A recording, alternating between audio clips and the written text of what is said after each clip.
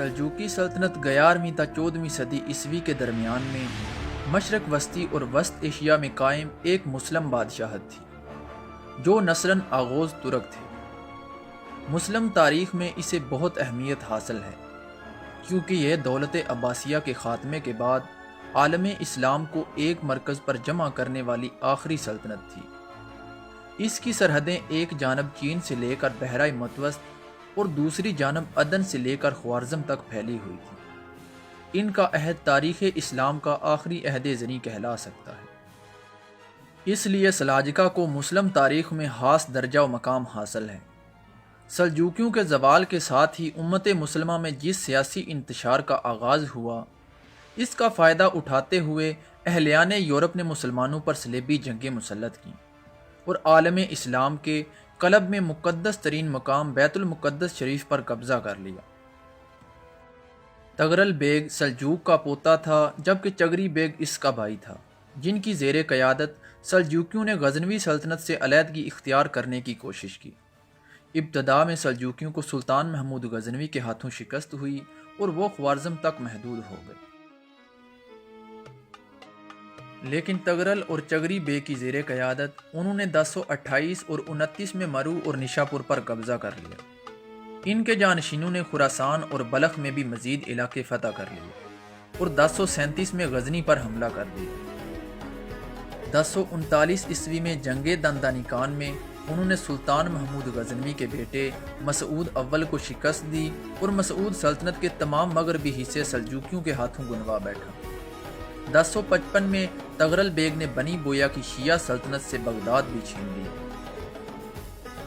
Tughril bag کی وفات کے بعد سلطان الف ارسلان سلجوقی سلطنت کے تخت پر بیٹھے اور آپ نے 1064 میں ارمینیا اور جارجیا کو بھی سلطنت میں شامل کر لیا۔ آپ کے عہد حکومت میں سلجوقی سلطنت کی حدود بہت وسیع ہوئیں۔ پہلے ہرات اور ماوراء النہر کو قلمرو میں شامل کیا، پھر فاطمی حکمرانوں کو شکست دے کر مکہ اور مدینہ کو بھی اپنی قلمرو میں شامل کر لیا۔ اس سے اسلامی دنیا میں سلجوقیوں کا اثر و اقتدار بڑھ گیا۔ اس کے بعد جب بازنطینیوں نے حملہ کیا تو 1071 عیسوی کو ملازگرد کے مقام پر آپ نے ان کو عبرتناک شکست دی اور کیسر روم رومانوس چہارم کو گرفتار کر لیا۔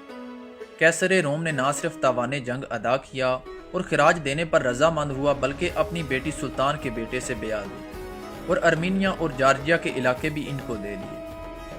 سلطان الف ارسلان کی وفات کے بعد آپ کا بیٹا ملک شاہ اول سلجوقی سلطنت کے تخت پر بیٹھا۔ ملک شاہ اول اور ان کے دو ایرانی وزراء نظام الملک اور تاج الملک کی زیر قیادت سلجوقی سلطنت اپنے عروج پر پہنچ گئی، جس کی مشرقی سرحدیں چین اور مغربی سرحدیں بازنطینی سلطنت سے جا ملی۔ ملک شاہ اول نے دارالحکومت ریز سے اصفہان منتقل کر دی۔ اسی دوران میں نظام الملک نے بغداد میں جامعۃ النظامیہ قائم کیا۔ ملک شاہ کے دور حکمرانی کو سلجوقیوں کا سنہرا دور کہا جاتا ہے۔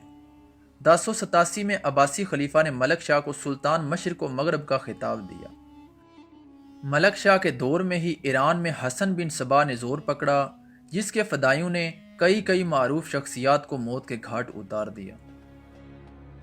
1092 عیسوی میں ملک شاہ کی وفات کے بعد اس کے بھائیوں اور 4 بیٹوں کے درمیان میں اختلافات کے باعث سلطنت تقسیم ہو کر رہ گئی۔ اناطولیہ میں کلج ارسلان اول ملک شاہ اول کا جانشین مقرر ہوا، جس نے سلطنت سلاجقہ روم کی بنیاد رکھی۔ شام میں اس کا بھائی توتش اول حکمران بنا، جبکہ ایران میں اس کے بیٹے محمود اول نے بادشاہت قائم کی، جس کی اپنے 3 بھائیوں عراق میں برقیار، بغداد میں محمد اول اور خراسان میں احمد سنجر سے تصادم ہوتا رہا۔